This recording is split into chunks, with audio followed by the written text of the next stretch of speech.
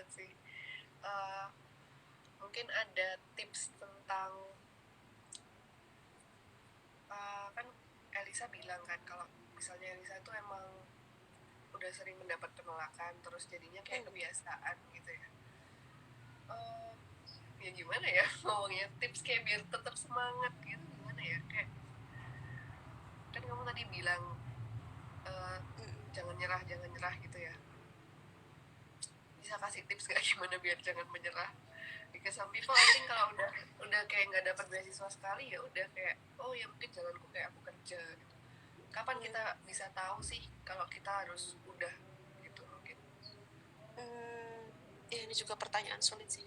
Untung pas LPDP wawancara nggak ada pertanyaan ini. Kayak filosofis banget ya. Iya, filosofis banget. Iya benar. Kita diskusi aja, kita Tapi itu diskusi. sih, iya benar. Itu sih kalau menurut aku kita harus punya mindset kalau jangan terlalu nyalahin diri kita sendiri once kita gagal dalam satu hal kecil gitu.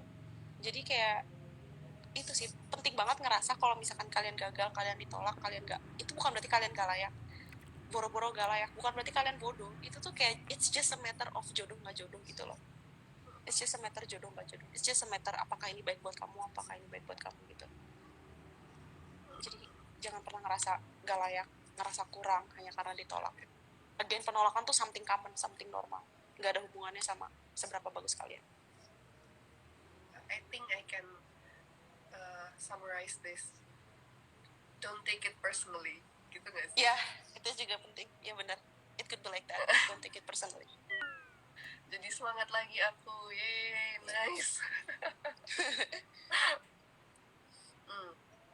Nah ini El, aku juga penasaran nih, kamu gimana jawabnya? Ini kan pasti ditanyain kan pas wawancara LPDP sama di SI. Selesai studi S2 rencananya gimana?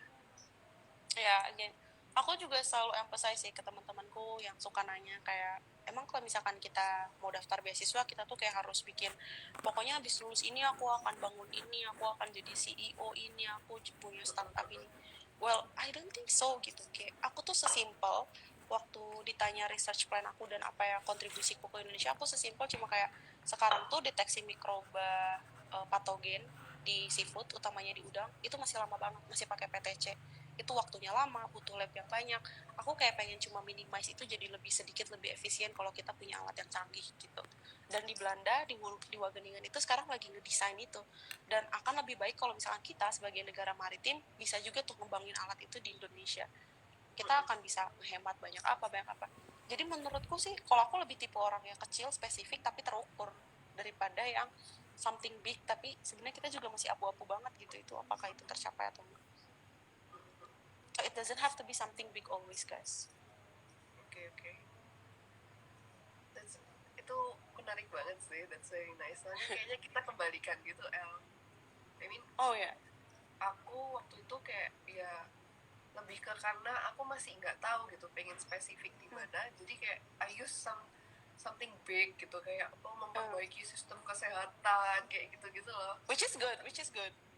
Iya ya nggak satu lebih baik dari yang lain, nggak, cuman ya dua-duanya ini ternyata bisa keterima gitu kan. Iya benar, ini bagus nih. Berarti ada orang yang ngelihat big picture-nya dan keterima, dan ada orang yang kayak aku lebih ke detail satu-satu juga keterima.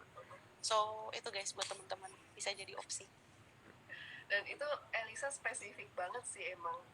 Tapi spesifik. Menurutku Elisa ada itunya apa ya, kayak manfaatnya gitu untuk Indonesia kan. Iya itu kayaknya LPDP tuh emang seneng yang gitu kak.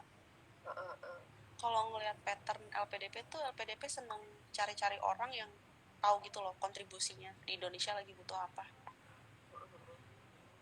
Ini ada yang nanya nih, mungkin ini terakhir ya El, soalnya udah mau jam 8. Kasian nih Elis. 1 jam cepet banget ngobrol-ngobrol. Iya. Masalah balik ke negara dan kerja 2N+1, apakah harus kerja di pemerintahan?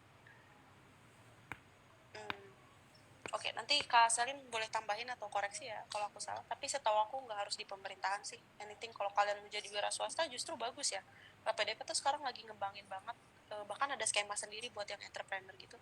Which is kalau menurutku kalau dilihat dari itu sih, feelingku berarti LPDP tuh emphasize banget those yang pengen jadi wira swasta atau pengen ngembangin usaha lah istilahnya.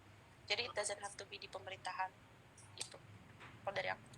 Iya nggak sih? Intinya kan mengembangkan negara ya, negara tuh beda kan sama pemerintah. Iya benar. Oke, udah jam 8 nih El, mau udahan atau mungkin satu pertanyaan lagi atau kalimat Boleh. penutup terserah Elisa. Oke, mungkin ke teman-teman, aku nggak selalu buka Instagram sih teman-teman, tapi kalau misalkan ada teman-teman yang mau tanya, kadang suka ada juga tuh banyak kenalan juga aku dari Instagram yang kalau misalkan mau tanya atau misalkan pengen proofread esai, motlet atau segala macem, in case aku punya waktu, aku pasti bakal bantu. Jadi jangan sungkan-sungkan, atau enggak simply subscribe YouTube Kak Selin karena menurut aku itu udah komprehensif banget penjelasannya. Apalagi sama Lalu mungkin Kak Selin ini sih kalau menurutku ini bermanfaat banget sih buat banyak orang, karena kalau aku sebagai scholarship hunter dan ngeliat IG Kaselin 100% aku bakal nonton dan follow. Jadi Kaselin juga makasih banget udah ngadain ini, jangan bosen-bosen ngadain versi-versi lainnya sama yang lain-lain, wordy yang lain. Semoga bermanfaat ya guys. sama-sama Elisa, aku yang thank you banget nih udah mau diajakin IG live random lagi yang ngajaknya. Mepet juga ngajaknya. Terus nanti juga kalau ada kesempatan kita live lagi ya El, kalau Iya, mau mantap. kita mungkin bahas yang lain aja, soalnya ini banyak banget loh pertanyaannya yang belum kejawab. Masih relatedness-nya ke LPDP ya kak, banyak kan. Mungkin nanti juga kalau Elisa udah mulai ngurus-ngurus keberangkatan atau mungkin udah di sana bahkan kan, Oh iya pasti sih. iya pas udah kuliah pasti kayak udah dapet sudut pandang baru lagi kan ya tentang hal kayak gini. Iya Oke, boleh banget. aku mohon maaf kalau misalnya ada kekurangan selama memandu IG live malam ini teman-teman dan Elisa. Terima kasih banyak. Aku baca komennya mesti ya terus ngakak. Jangan lupa di follow IG-nya Kak Elisa. Aduh, jadi promo. Salah fokus. Please jangan salah fokus. Jangan lupa di follow IG-nya Kak Elisa. Dan tadi Kak Elisa ini mau banget bantuin untuk proofread esainya teman-teman. Kak Elisa ini super nice banget dan keren lah pokoknya. Aku sangat senang punya teman seperti Kak Elisa. Me too Sangat apalagi. bersyukur. Oke, ini aku izin end dulu ya. Bye guys, thank Thank you you so Kak much. Selin. Bye. Have a good night. You too.